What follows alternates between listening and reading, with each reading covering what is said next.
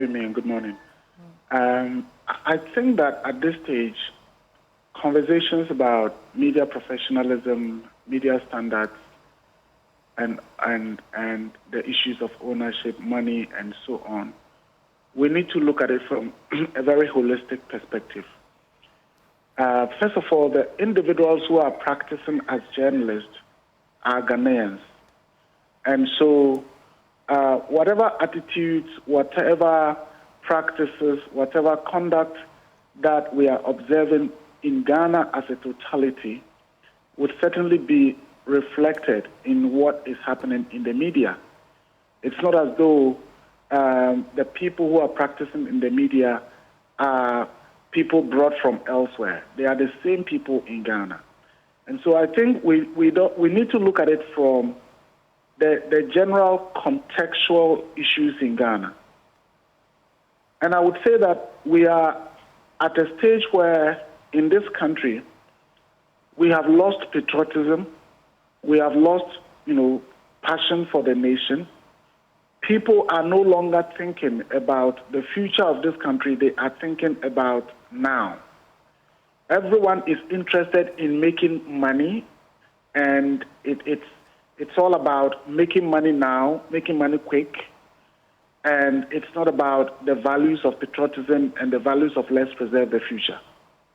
The problems start from the top, the leadership of the country, from the presidency to the vice presidency to the people who are holding positions as ministers to directors generals, and so on and so forth. And it cascades all the way down.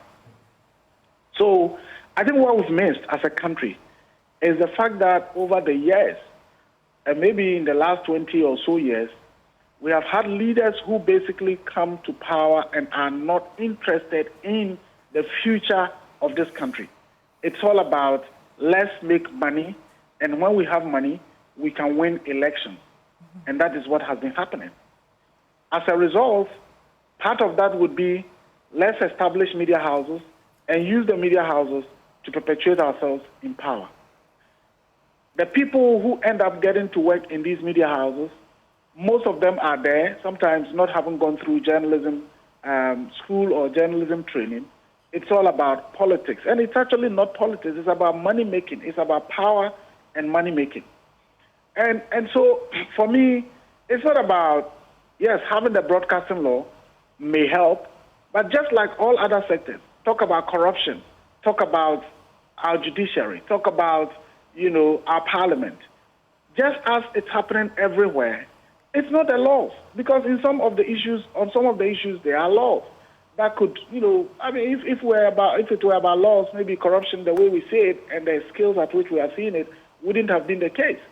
It's about the individuals, we the citizens, and the extent to which we are prepared to do the right thing, the extent to which leaders are committed to preserving the future of this country, the extent to which, those of us in the media are willing to say, look, yes, we all have to make money to survive, but it's about doing our work right.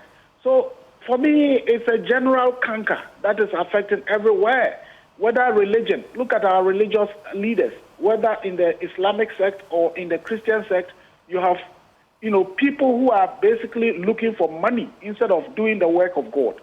It's all about money making, building big churches, driving multiple cars, imams consulting for other people, and so on and so forth.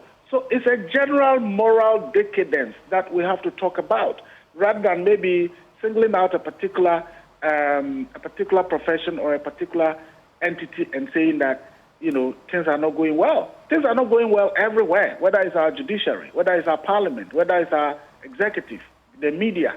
Things are not going things are not going well, and it is as a result of the moral decadence where people are no longer ready to stand up for values, stand up for the truth, stand up and sacrifice and say, look, this is the right thing, regardless of the consequence, I'm going to pursue it.